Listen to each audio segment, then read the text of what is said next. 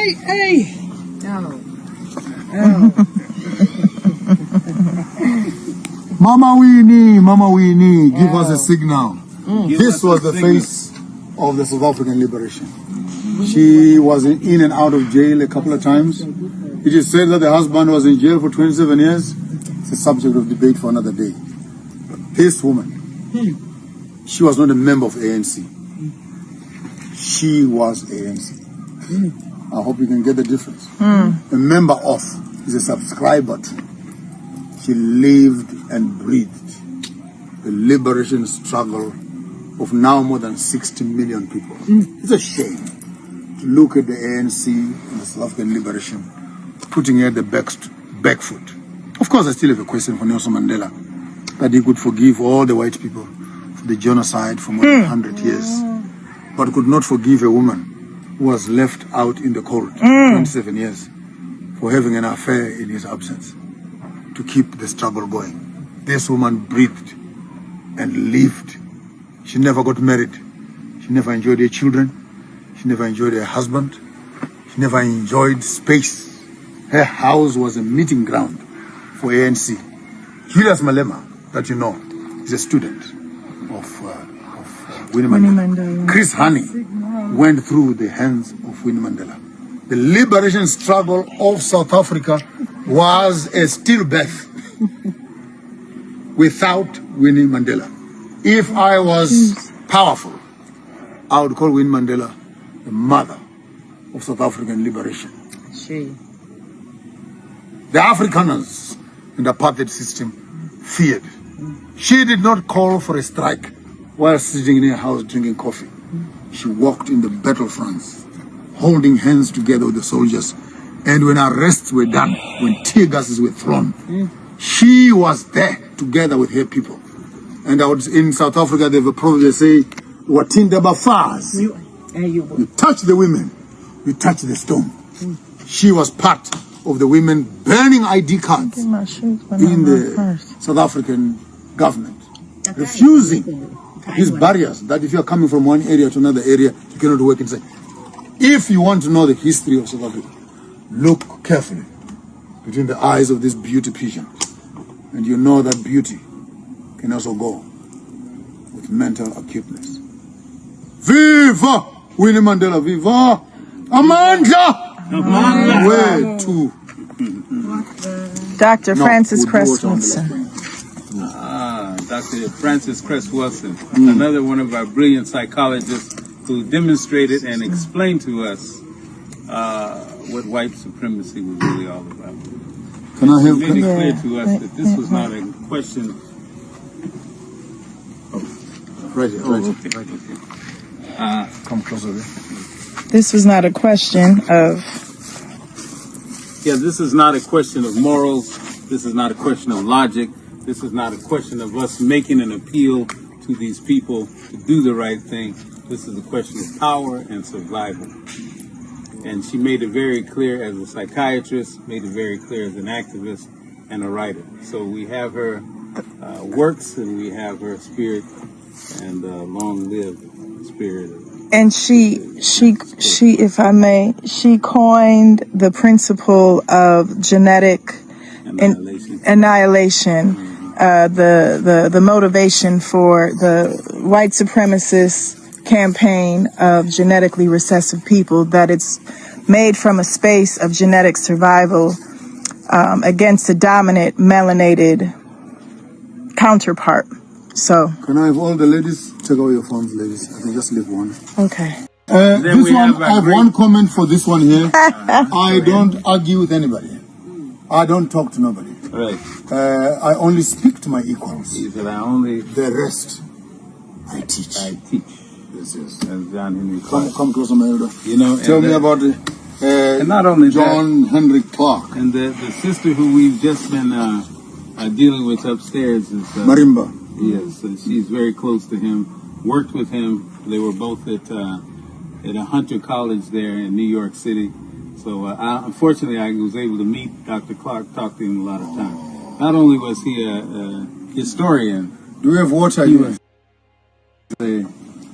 Does anyone have Water. I have the water. Not right now. You mean for We would have done a libation. Later, after. Not only is he a For everybody historian, else. Pan-Africanist, both advisors to Brother Malcolm X. Yes, both of these men. Between them, I can't tell you how many books they've written and edited, and always available for the people. Always available for the people. We cannot. You never had to. We cannot even separate. I put them Clark together. And, I put them together because Dr. Ben. we used to call them the dynamic duo. Yeah, Because they were together doing it they were. long time. Most Ghanaians know him as the one who Kwame Nkrumah came to be his co-president when Nkrumah was deposed. I have him here basically for him never accepting to be a member of the so-called French community. So when they came in, the French were angry because he wouldn't join them with Ivory Coast and all the rest of them. They poured cement down into the sewage. same in Mozambique. Same in Mozambique. They did the same thing. Portuguese. And tore down all of the Infrastructure, electric lines, everything. waters and water pumps and everything. But he said, you this, can go. This man for me, Tory, represents that for you as a president, you lose nothing. A tall man does not lose his height when he bows to a short man. When you know your insufficiencies, you can always incorporate others that are able to do what you can do and work together with them to build your country. So if you are a president of a country, don't die trying to do what you can do. Look for partnerships. And when Ghana threw away our honorable Kwame Nkrumah, when he was in China, and he heard that a coup d'etat had happened in China, he found his refugee in the land of Guinea.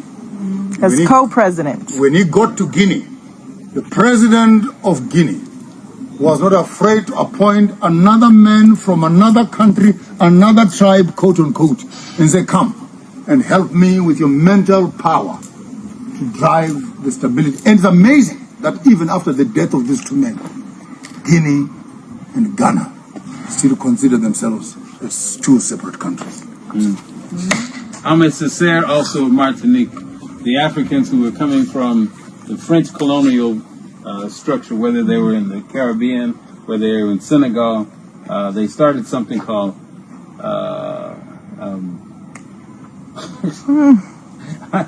I can't believe I can't think of it. They started The Pan-Africanist, Caribbean, African diaspora. literary movement. I don't know why I've said it 1,000 times. Somehow I'm blanking. Negritude. Negritude. Okay. Negritude. And so you saw him as one of the intellectual giants who were leading Shikanta Joe. When those guys were in Paris in those early days, he was really one of their intellectual leaders. But he's also a world-renowned poet and a lot of other things. Let's not undermine the value of thinking, the value of philosophy. Because any ideology without a philosophical understanding of the nature of the problem, you'll end up in the same problem in which you're running away from. This, for me, represents what our liberation heroes are like, who don't understand the psychology of colonization.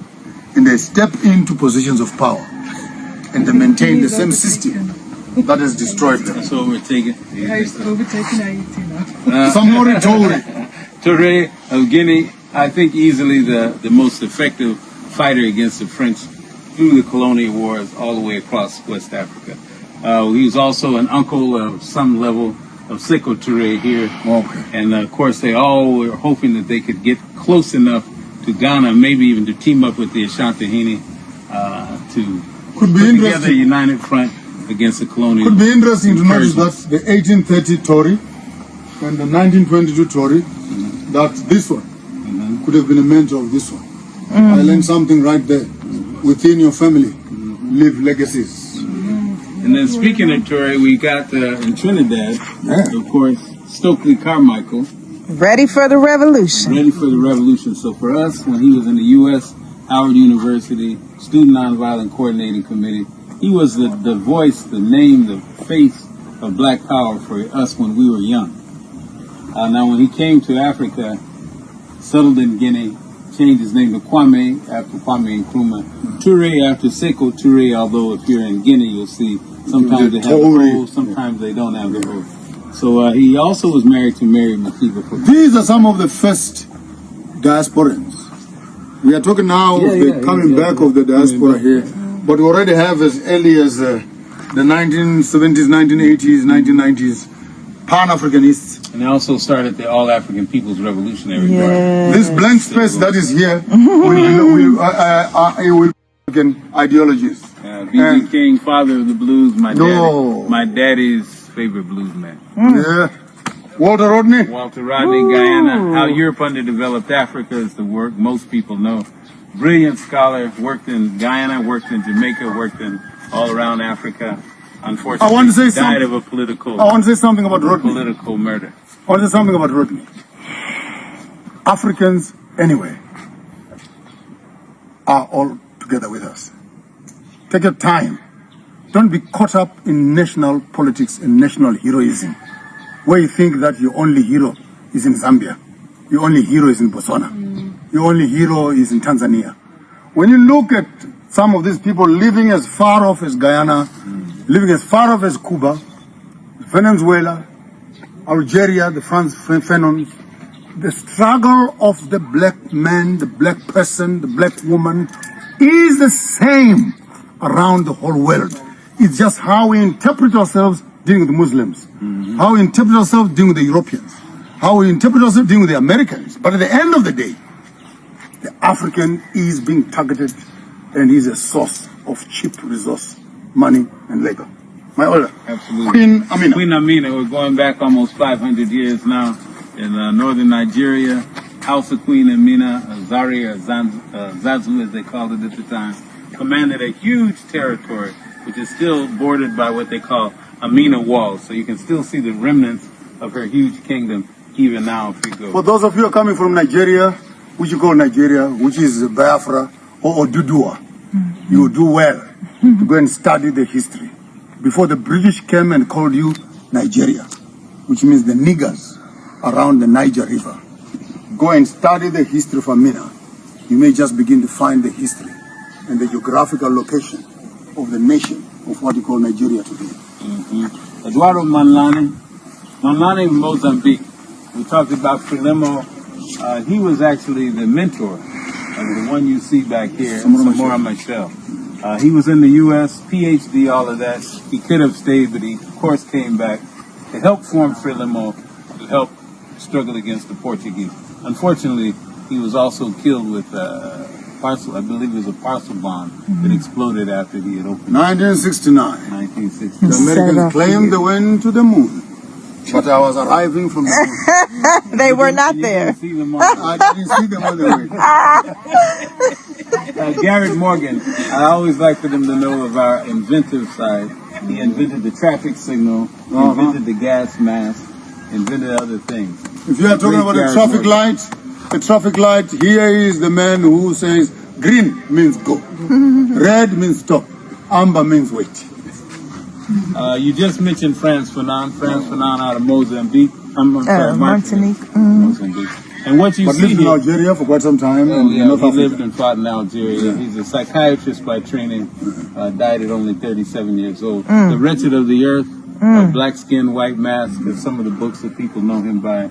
Also discussing the benefits of violence, well-placed violence, and the therapeutic. I'll pass a comment about Frantz Fanon. What makes him such a critical component of Pan-Africanism is because he begins to discuss the psychology, the mental damage. Yes. That is not just about me coming to you, stripping off your clothes, and raping your woman in front of you, and then forcing you to sleep with your mother, and etc. But psychologically, by the time you are sitting by yourself, what quality of a human being are you? And when we begin to talk about African Renaissance, liberation, African, liberating themselves, emancipating their minds, you are emancipating yourself from what? And it is this description that this world-class psychologist begins to look at the impact of colonization. And I want to say something on this one. When you see a colonized mind beginning to protect the colonizer that colonized him, and protect the system that has destroyed him, then you must know that the level of mental damage is now deep. Stockholm When a syndrome. man who has raped your daughter and your wife, and I find you at the door holding a panga and a knife to protect anyone who wants to injure him, even leaving your children with the same men, say, may you please look after my children. Now I know that you are no longer a human being. In other words, colonization actually dehumanized us, desensitized us. If there is no justice, there is no mercy. Stockholm syndrome. All right. John Chilembwe, Malawi. He's another one. He's a theologian in the U.S., doing well. But of course, we know what was happening in Malawi with the British at this time. Chilembwe was able to come back. I always say he put the Bible in one pocket and put the gun in the other one and took care of the business. My kind of man. He took care of the business. He knew how to take care of it. When everyone is praying and saying, let's close our eyes, like me, you'll have your bullet on the door and waiting for the enemy to come in. And I think many of us as Africans, we are closing both eyes while we are praying. John Okello. Sorry for that. You will cut some of these editorials out here. John Okello. John Okello, Zanzibar. You see, the Omani Arabs were on top of the heads, sitting on the heads of the Africans for generations there in Zanzibar. So they finally, through the Afro-Shiraza Party, had a revolt, kicked them off. A very bloody but effective revolt. And sometimes when you want to... Let's get dirty together. And sometimes when you want to win your liberation, it's not an easy or beautiful affair. Fela Kuti. Teacher, don't teach me nonsense. Nonsense. Yellow Fever, resistance musician out of Nigeria. Use your art to resist oppression. Zumbia, Brazil. The Africans in Brazil would escape from the plantations, move to the mountains, form communities called quilombos. In this case, struggling against the Dutch, struggling against the Portuguese. He led one called Palmares, which lasted over 100 years. Also happened to be in Brazil, Nascimento, who is struggling to keep the African cultural life and information and history alive. There in Brazil, if you've ever been there, you know they try to make it seem as though everyone is the same. And it's... I've been to his Mussolinian in... Okay, now when I first put this one up, you see, he was not an ancestor. I didn't even know at the time that he was still alive. All right, can you please put on record? He put on this one, and it was not yet an ancestor. The only one. We already have an exception of the... I also put on a dash. Precedent. I died, then they gave... But that one I knew better. This one I know better. When I went to the internet to find when he was dead, he was dancing. So he was still alive. He was dancing. And you had already put him up. So we left his placeholder. But just this last year, we lost his plan. Tell us about the... Semnyoma, Robert Mugabe, Samora Machel, Kenneth Kaunda, Kamuzu Banda, Nelson Mandela, they are contemporaries. Yes. In terms of, even Kwame Nkrumah and Lumumba, they are within the same era. Semnyoma was responsible for the Namibia space, so the German issue and the revolution against the Germans in the Namibia space. But he was fighting on two fronts. Ideologically, he had German on their heads. But physically, it's South Africa with the Afrikaners. So they were fighting laterally, they were fighting horizontally. And up to now, they're still fighting some of the laws that the Germans and South Africans have actually established on the Namibian soil. Where in one country, even now, you cannot bring beef across this river to this river. You cannot bring these goods across, because the German had secured Windhoek and below as their productive space. And anything coming from the north was cheaper. And if they allowed those goods to come into Windhoek, they will lose their business. So you still have what they call the red line now, where no food, no product can actually cross that red line. It's still there now. It's there. But I spoke to the government, and I did part of their manifesto campaign. You know, that's one of the issues that we raised, that in a country, we need to open up businesses. But bearing in mind that some of imagine this many years later, some of the main established businesses in the Windhoek area are still colonial businesses. So to open up their business to the north means that the mango that you're selling for $1, you'll be able to buy 5 for $1. So the north is the most richest in terms of fertile ground and etc. They actually come from the Zambezi and the Chobe River area, where the Katima Mlilo, which is the border between Zambia Botswana, and etc. It's a fertile ground. And if those products and goods and services are allowed to flood into the lower part, which is Windhoek, surely the lower part will be here because they put a political boundary to protect that. But we are working on that. We are working on it. Booker T. Washington. Hey, the great. Now I'll do him. I wouldn't do him. You started out, and I continue. Okay, a lot of people misunderstand Booker T. Washington. And all they think is he was an accommodationist. Get closer, my elder. Get closer, my elder. A lot of them think he was an accommodationist, but in reality, Booker T. Washington did a whole lot of things, put a whole lot of money toward movements, for people, toward a lot of things that people would not know about. He was helping Pan-African students all across the world coming into Tuskegee. He's also an institution builder. If you think about Hampton, he was there. Tuskegee, of course, that he founded. He brought in people like George Washington Carver, made sure they had space to work. There's a book by Dr. Tyreen Wright. It really goes into a lot of detail of a lot of the things Booker T was involved with that he didn't get credit for. We tend to know him only in this ideological battle with Du Bois. W.B. Du Bois, but that's not who Booker is. Go ahead. Okay, so he also was the impetus for Marcus Garvey coming to the United States, because when Garvey founded the Universal Negro Improvement Association, he was very much inspired by Booker T's cast your buckets where you are, meaning start where you are, not an integrationist as Du Bois was. The intellectual and ideological antithesis, I would say, where he was much more about nation building, pulling together, institution building, whereas Du Bois was much more an integrationist, where he thought that we should be absorbed into white people's institutions as a model, and the mulattoes, as we were called back then, half-caste, as he was, white father of the slave master, black mother of the enslaved woman. Du Bois was also sort of that class, but it's a little different because he was raised among white people, always having been free as a melanin deficient upper crust black American at that time, whereas he actually experienced the horror of slavery. He said, no, we will build our own institution, which was Tuskegee Institute in Alabama. We teach technical vocational trade, whereas Du Bois wanted to go into Harvard. And so, unfortunately, when Marcus Garvey finally reached the United States, he learned that Booker T had passed away 3 months prior. And concurrently was the era in the U.S. called the Red Summer, which was not a summer, it was an epoch. Yes, many summers came where the Ku Klux Klan was lynching and pillaging our black communities like Black Wall Street in Tulsa, Oklahoma, Rosewood in Florida, East St. Louis, where I'm from, and et cetera, et cetera, et cetera. Wilmington, North Carolina.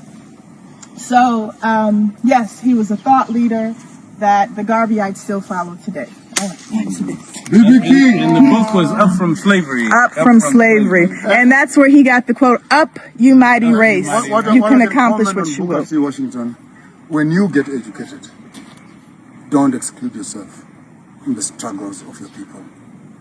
He was almost an Aristotle. He would have been a snob, and no one would have known or cared about what was at the bottom. But when you reach these levels of education, and you remember the background from where you come from, and for me, when I look at Booker T. Washington, it's where an intellectual, astute mind steps away from the privileges it could have enjoyed and remembers the pain of its people. Yes. This, for me, is a challenge for modern academicians, who the more educated they are, the further they move away from us. You even hear them talking, these people don't understand us. And we are those people. We are those people that are now don't understanding them.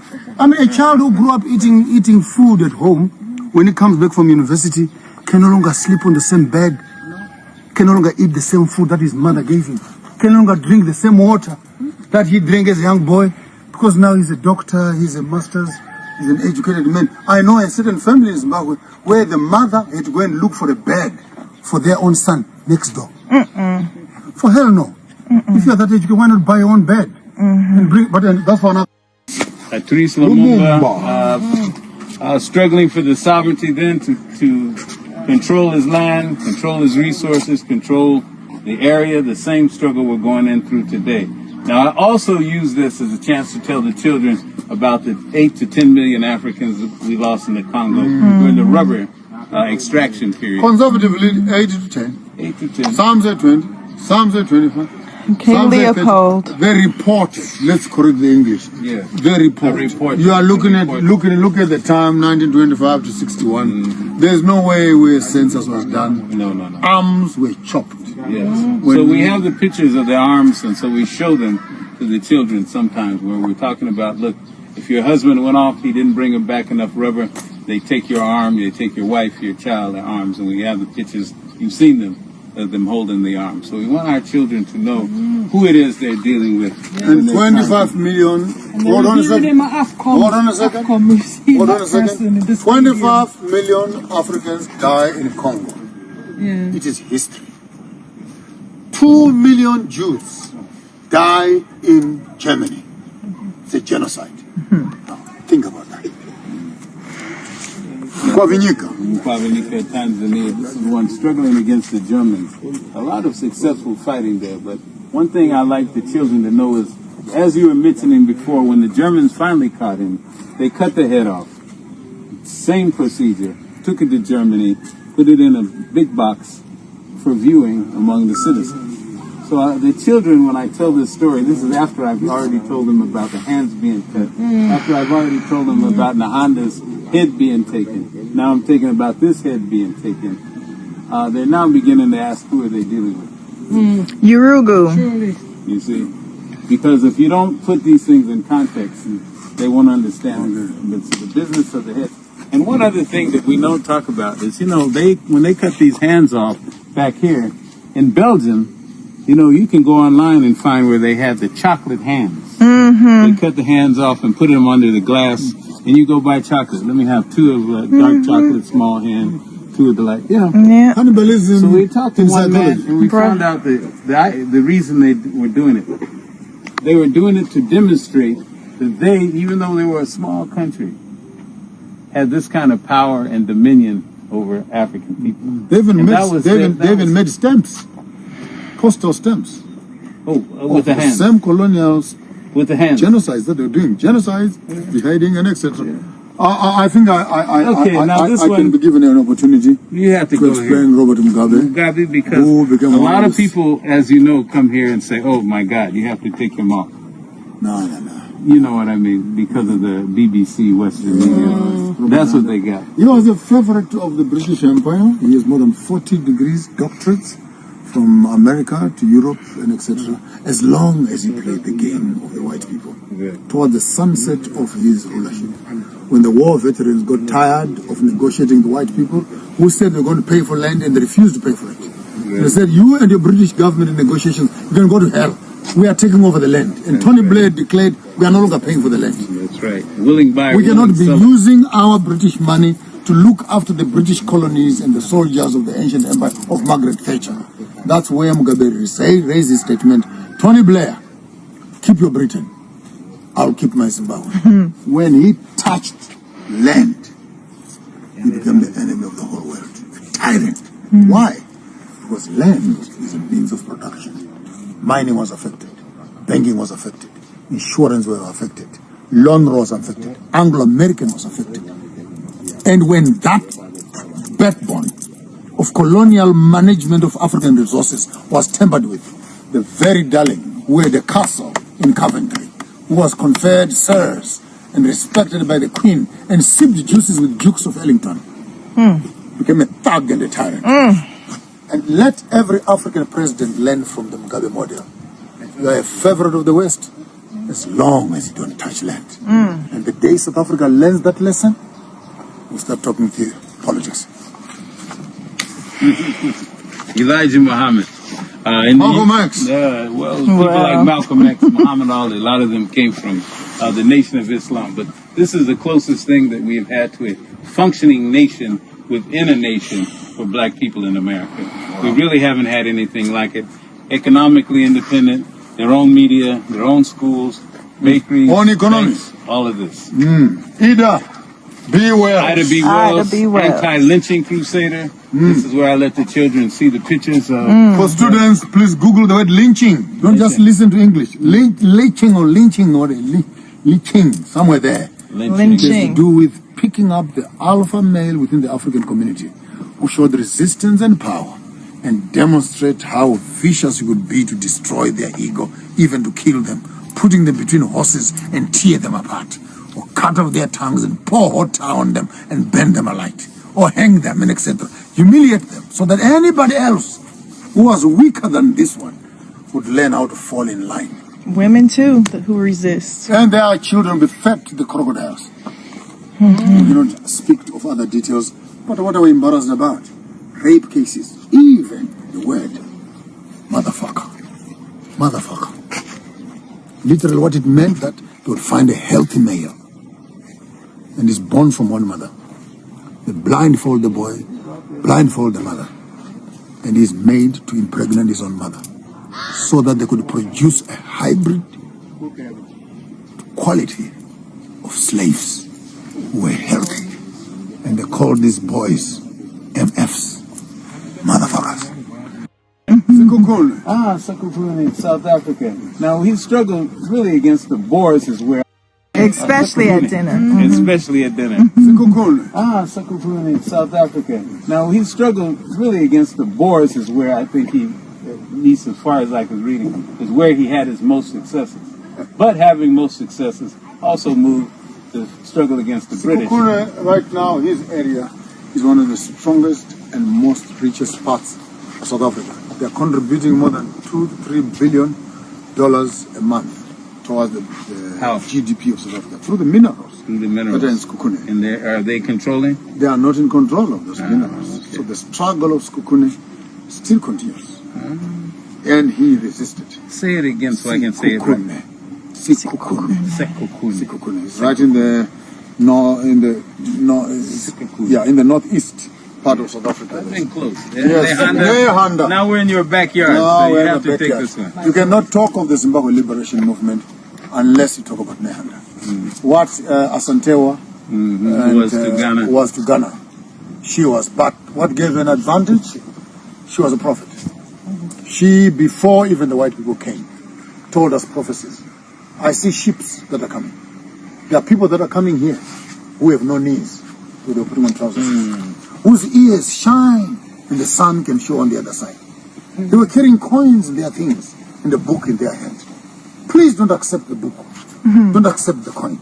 It's money in the Bible. And she warned for almost 20, 30 years ahead of the coming of the white people. And when the white people finally came into the country, she was the leader of the liberation movement herself. The first Shemarenga. One. She was beheaded, and it is believed that her head was taken into England. It is being kept there still as a trophy. Her body was buried in Zimbabwe together with Kagubi and 18 other African monarchs, who are Britain right now is still holding as captives. Some of them are used in their own shrines for their own ceremonies, in their own amusements and rituals. But she said, even if you kill me and you behead me, but my bones would arise again. And in the spirit of Nehanda, every time we talk about the resurrection of the bones, it means that the struggle goes on. But for me, what's more important? There's no liberation of Zimbabwe without speaking of women power and their involvement.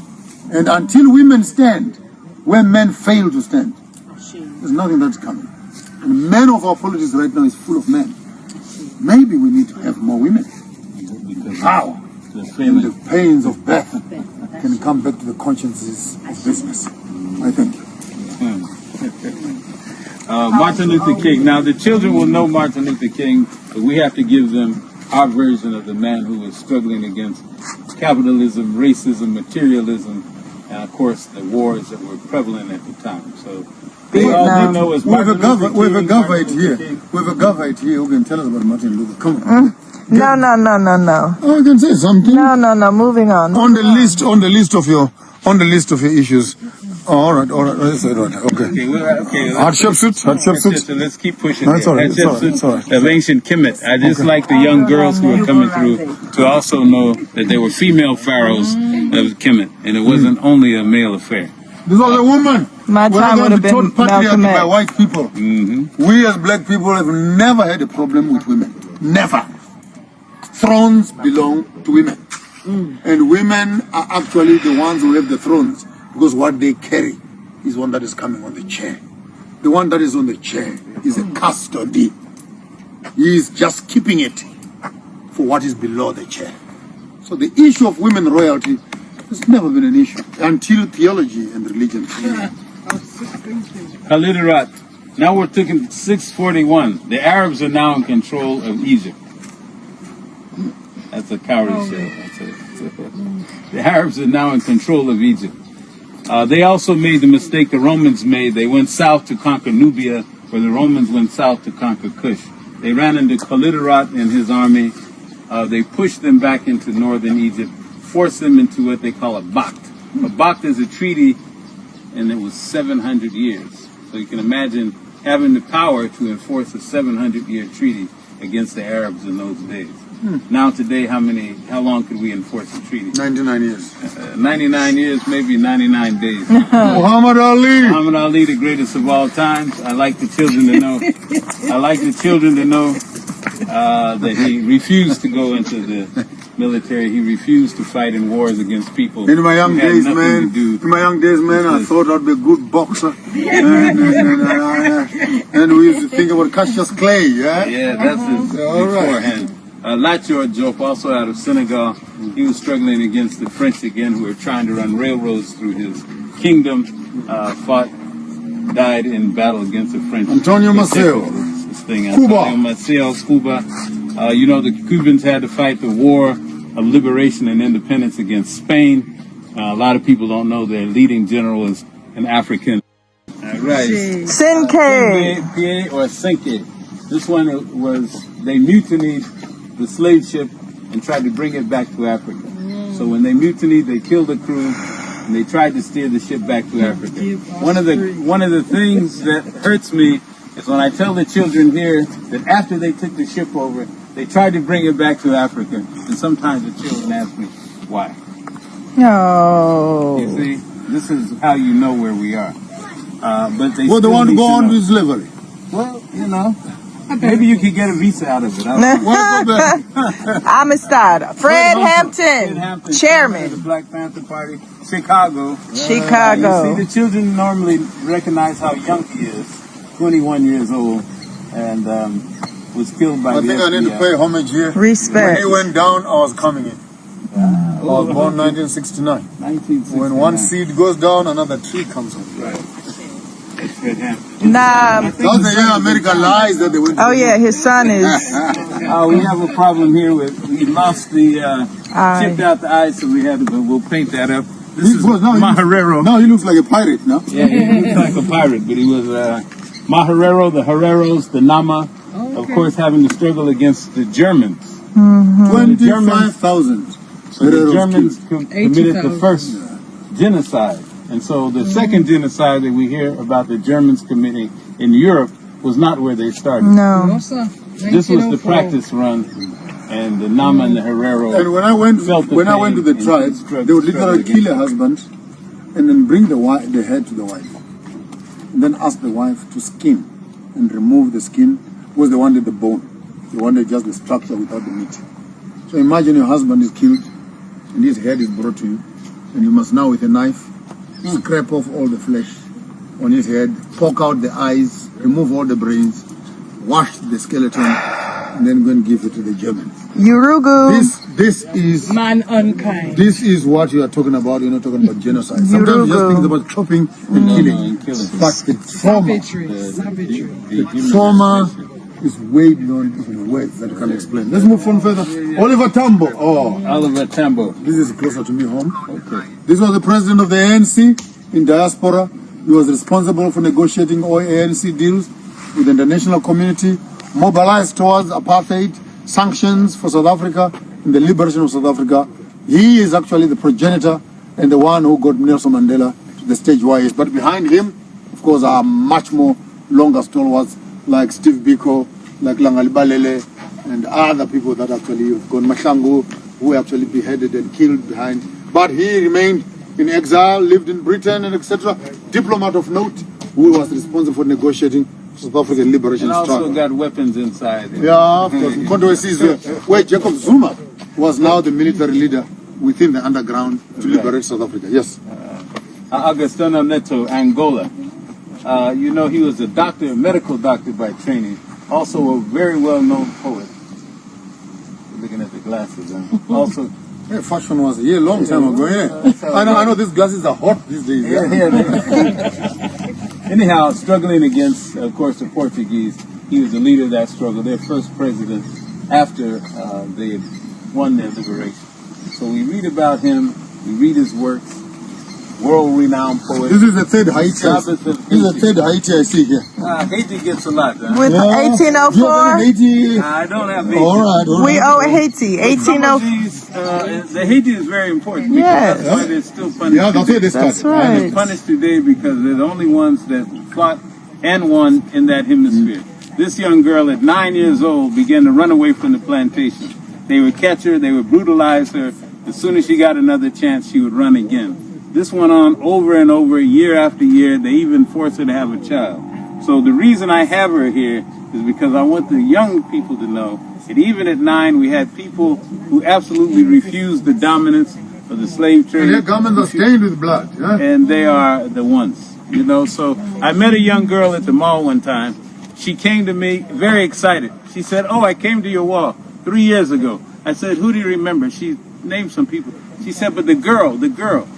So I asked her, what did she know about it? She said, ran away. She kept running away. I said, "What did you learn?" You know what that girl said right there in the mall? She said, "Our people should never, ever, ever, ever give up." Never. Wow. She was 11 Never years old at surrender, the time. never She was 8 surrender. when she came.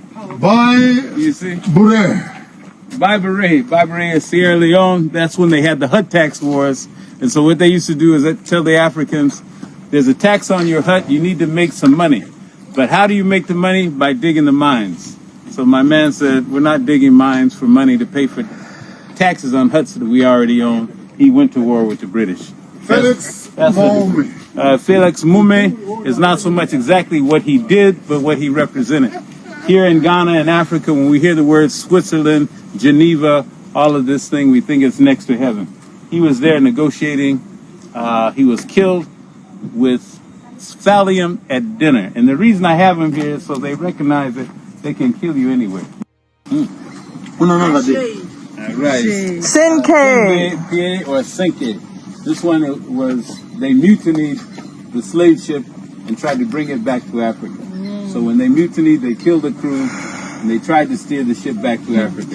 One of the things that hurts me is when I tell the children here that after they took the ship over, they tried to bring it back to Africa. And sometimes the children ask me, why? No. You see, this is how you know where we are. But they Well, they still want to need go on know. with slavery. Well, you know, maybe you could get a visa out of it. I don't know. Why go back? Amistad. Fred Hampton, of the chairman. Black Panther Party, Chicago. Chicago. You see, the children normally recognize how young he is, 21 years old, and was killed by I the think I need to FBI. pay homage here. When Respect. he went down, I was coming in. I was born 1969. 1969. When one seed goes down, another tree comes up. That's Fred Hampton. Nah. That's the year America lies that they went to Oh yeah, his son is. We have a problem here with, we lost the, chipped out the eye, so we had to, but we'll paint that up. This is Maharero. Now he looks like a pirate. Thank you, Africa. Mama Africa. Oh, yeah. You make Africa great. Thank you, freedom. Thank you, Africa.